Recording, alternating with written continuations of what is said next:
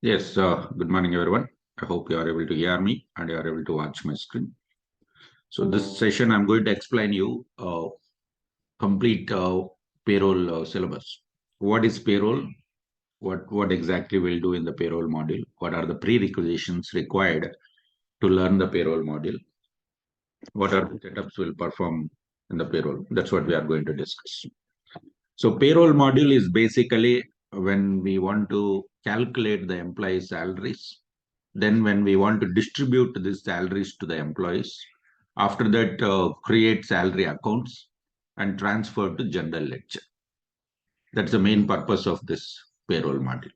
Let's say if our client is having some 20,000 employees, 10,000 or 1 lakh employees or 4 lakhs employees, end of the month or end of the quarter or end of the year, some organizations will make the payment in some countries every week also, weekly, bi-weekly, monthly, quarterly, yearly. Depends on the client's requirement. We are going to run the payroll. So once we run the payroll, the salary will be calculated. Then we'll go for distribute the payments to employees. After that, we'll go for generate the salary accounts and transfer to GL. That's the main output of this particular payroll module. So if you want to work with the payroll module or if you want to implement the payroll module, make sure that the global HR is already implemented. Global HR is the base module which is required for human capital management. Without implementing global HR, we cannot go for implement human capital management. This is the base. That's why when we are working with implementation project in FSM environment, when we try to choose the offerings, by default, global HR will be included in the implementation project. You don't find payroll or, global HR in our implementation offerings. Let me show you. When we try to work with our implementation project here,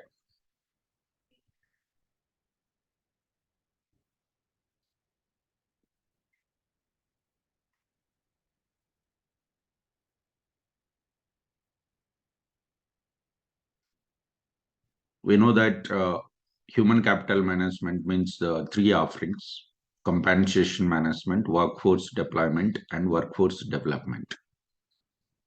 These are the three offerings we have in human capital management. Of course, we got some other like ORC, Oracle Recruitment Cloud, that is different.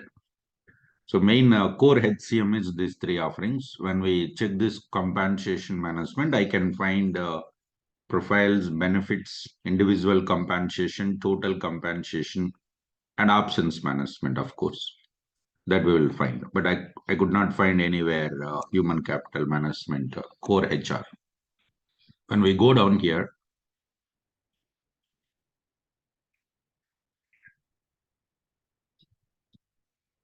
workforce deployment. Workforce deployment.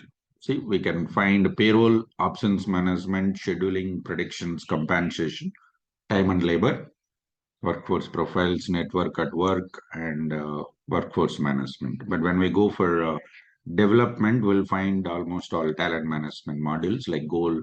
This I could not find anywhere global HR or core HR that because that's by default it will be included in your implementation project. It means it's mandatory module.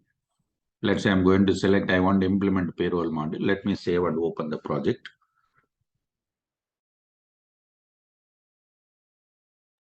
Here, whenever we go for open the project, we'll find the tasks which are related for global HR as well as payroll module. We'll find payroll.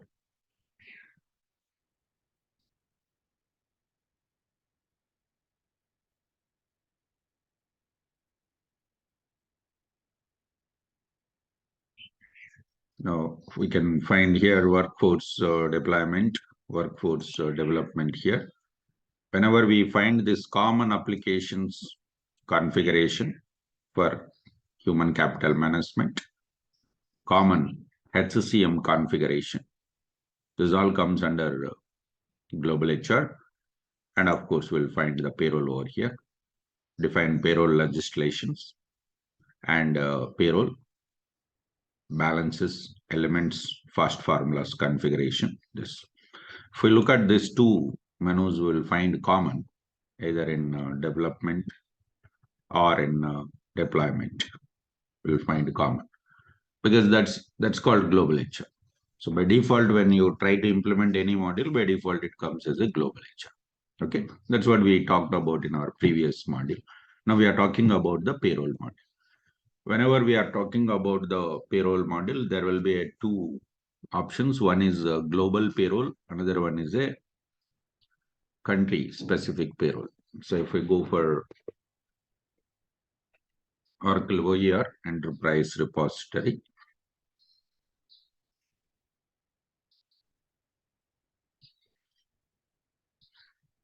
for global HR, we don't find any localization concept here, like India localization, global HR, US localization, global HR, like that.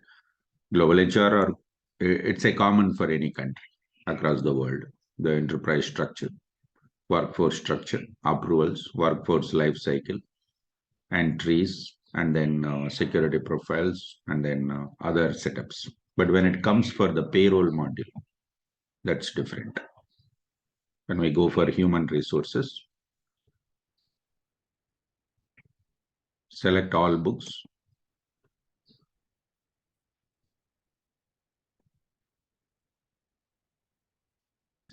Global payroll for employees.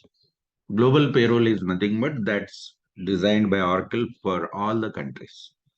You can use this module across the world for all the countries. Okay. So, for example, for India localization, we have not received the payroll till 2021. In 22, Oracle has introduced India localization. Means if any client who is doing the business in India, having some thousands of employees, if they want to implement payroll module, calculate the employee salaries as per the Indian legislation, statutory rules and regulations, then India localization payroll can be used. For any of the country, Oracle has not provided that facility, then we will go for use the global payroll module. Okay, so we don't find much difference. It's we don't need to learn like okay, India payroll is different, US payroll. Statutory rules and regulations are different from one country to another country. Okay, so those things we have to find out. The base concept of the payroll, the foundation of the payroll is common if we work for any country. Here you can find that, see, payroll for Canada, payroll for China, payroll for Kuwait, payroll for Mexico, Saudi Arabia, United Arab Emirates, United Kingdom, United States. Will find for all. But if we talk about time and labor, there is only one time and labor. We don't find time and labor for US, time and labor for UK, like that. Why it's not there for other module? Why it is there only for payroll module is this paying the salaries to the employees terms and conditions. We call it as a legislation statutory rules are different from one country to another country. If employee is working in India, then PF is mandatory, ESI is mandatory, professional tax is mandatory. That of lot of other options depends on the no country based. This is different, but the same things will be there in another country also. Names are different, percentage is different, terms and conditions are different, benefits are different. That's almost all same facilities will be provided by across the world, every country, but the names and percentage of calculation will be different from one country to another country. That's why whenever we are working with the payroll model, we have to learn that particular country legislation, rules and regulations regarding the payroll. Okay. So now we are talking about here payroll model, US payroll. So if we look at here, we have something called value sets and flex fields that anyway, we are not going to talk about right now. That's value sets and flex fields is a global concept that we will use it across all the modules. That's a simple, not much complex. We'll talk about that later. Now, and when it comes for the payroll, first we'll be configuring the legislative data group and then legal employer, PSU, tax reporting unit, ledger, business unit. This all we already talked about in global HR module. We talked about LDZ. We have seen that in enterprise structure.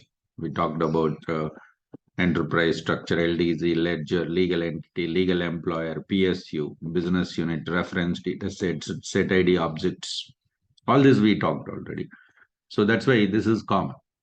Next, we are supposed to configure the banks when we are working with payroll module. Bank setup is required because when we are going to make the payments to the employees, salaries to the employees from so and so bank account, we are going to distribute, right? Every company will have either one bank account or multiple bank accounts. Any client, they start business, they'll open the bank account either in one bank or multiple banks, either in one bank and multiple branches, in the single branch only, but accounts are different. So we'll be configuring bank branches, bank accounts for the payroll. And the same banks will be utilized for the financials also. There are option check boxes we need to enable. Same banks will be reflected in our financials also, because organization wants to pay the expenditures and other things to the suppliers, and also they want to collect the amounts from the customers. So both the things will be done from financials point of view. Same banks will be reflected. Then after that, a consolidation group will be created. What is consolidation group? Whenever we are running the multiple payrolls, if we want to consolidate the payroll result, then consolidation group is going to be created. It's a label we are providing for the payroll result. For example, your client is having your client is a Genco Corporation. Let's say they have 10,000 employees. Now client is telling 9,500 employees, I'll pay the salary monthly. And then 300 employees, I'll pay the salary quarterly. And 200 employees, I'll pay the salary yearly.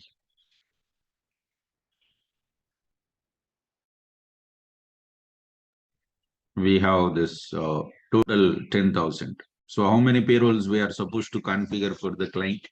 3 payrolls we have to configure. One is monthly payroll, quarterly payroll, and yearly payroll. Monthly payroll we have to run every month, quarterly every quarter, means 4 times per year, yearly only once per year. That's they wanted to execute. Okay. So there are 3 payrolls we are going to run. Whenever we run the payroll, system will calculate the salary for those employees, earnings and deductions, and generate the pay slips, nothing but generate the payroll result. Once the payroll result is generated, we have to give some label for that. That's what we call it as a consolidation group. So once we consolidate the payroll result, then we are going to give the label that's called consolidation group. Then we will be configuring the payment methods. So first we'll discuss what is payment method. What is payment method? So payment method is nothing but how you are going to make the payment to your employees, how you are going to make the salary payments to your employees. Okay, so payment method is going to combine mainly 3 things. One is payment type. Are you going to pay cash or check or wire transfer? Another one is currency. Payment source. Source is nothing but a bank account. From which bank account you are going to make the payment. From which bank account you are going to make the payment. So payment method is going to combine 3 components. One is payment type, another one is currency, another one is payment source. Whenever we combine all these 3, then it's going to be a payment method. So whether you are going to pay cash or check or currency, which currency you are going to make the payment, and from which bank account you are distributing the amount, which is called payment source. Okay. So there are 3 types of payment methods: organizational payment method, personal payment method, third-party payment method. Organizational means company payment method. So every company will have a standard payment method to the employees that will be followed. But some employees says that they wanted to have a different payment method. That's what we call it as a personal payment method. Let's say we are going to make the salaries to the employees in US dollar. That's a standard.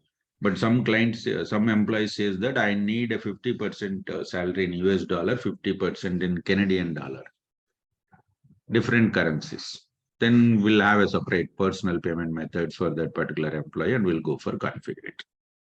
Third party payment is nothing but on behalf of employee if the organization wants to make the payments to someone else. For example, there is an employee and what employee is telling is taking 70% of salary to the employee personal and 25% is going to distribute to the spouse and parents.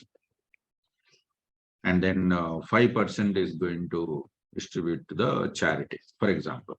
Let's treat like this. Okay, so this is personal payment method. So what employee has informed to the organization saying that when you are paying the salary to the salary to me, 70% you can make this payment to directly my account, 25% should go to my parents' account, and 5% should go to the charity. So this is directly personal payment method, 70%. This 30% is a third party payment method because these parties are no way related with our organization, either spouse or parents or charity. These all are no way related with our organization because they are third party. They are third party. So what is third party payment method? Third party payment method is nothing but an individual or organization who is not associated with our company, but still you are going to make the payment. We call it as a third party payment method. It may be a company or it may be an individual person. If we look at here, spouse, our parents, individuals. And if we look at here, some charities there. Okay, so like that, third party payment methods, if required, we are supposed to configure. So that's what the different types of payment methods: organizational, personal, and third party payment method. Then after that, we'll try to configure the payroll. We are supposed to discuss with the client how many payrolls you are going to run for your employee salary payments, like monthly, weekly, bi-weekly, quarterly, yearly, depends on the, it's a standard duration we are going to specify. We'll choose the payment method and offset details. Then we are going to specify other terms and conditions. We'll configure the payroll. Minimum one payroll we have to configure. We can have multiple payrolls also. It depends on the requirement. After that, payroll definition, we are going to configure the elements, element classifications, element eligibility, element input values, and element categories. So these elements are a major part when we are talking about elements are the major part in payroll. So there will be two categories, earnings and deductions. When we talk about elements, there will be either earning or deduction for the employees, right? So we are going to have two types. And again, there will be a different classifications like element classifications. Retro pay, proration, pay methods. We are going to have, that is to pay the arrears. In case if the employee join in the mid of the payroll period, if we terminate an employee in the mid of payroll period, how we are going to calculate the salaries. This all comes under proration, retro pay. And we'll also configure basic element, bonus element, loan element, deduction elements, and we'll configure salary basis and attach the payroll employees. We can go for assign this payroll to the employees. We can add either individually or bulk of people at a time. And we'll try to run the payroll. We can run the payroll for individual people. We can run the payroll for group of people. We can run the payroll for all the people at a time. So there are different options given by the Oracle, different facilities is provided. And whenever we are going to run the payroll, there is a payroll costing. When we are trying to configure the payroll cost, it's going to be specified into the different accounting structure. We'll be working with that here it is.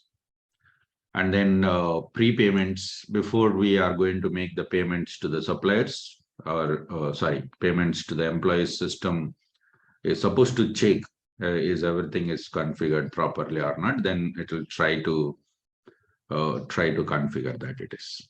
When we are running the payroll, we will be running multiple tasks and multiple reports, because those reports are required for the organization when they decided to go for submit the statutory reports and other options. Here it is.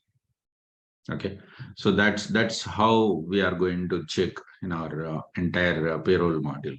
So whenever we try for an job, and if they ask you what exactly you did in payroll module, we have to say that in payroll module I have involved in the complete implementation end to end.